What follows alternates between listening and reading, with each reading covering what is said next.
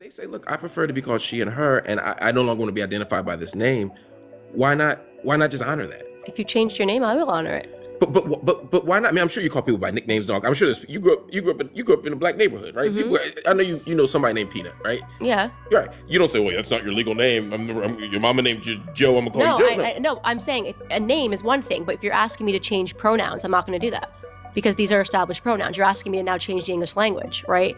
We know why we call female, she, her, girl, woman. Okay, these are words that have meanings. These are words that have meanings. So this is a book, right? So could you call this? This is a book, and this is a mug. Could you call this a book and call this a mug? Yes, you could do that if you want to change it. But words have meanings, right? So now if I switch it and you say, well, this mug wants to be called a book, it's a mug.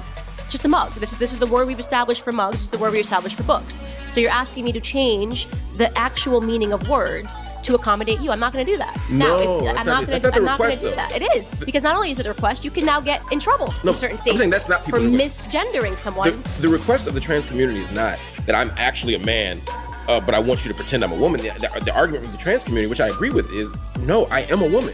And so I want you to revert me. But you're not a woman. So that's the problem. So this is what I say is now you've asked me to take on your mental disorder, right? So I am okay with the fact the argument from my uncle who thinks he's a Native American from a certain tribe is that this is what he thinks. He thinks, but he's not.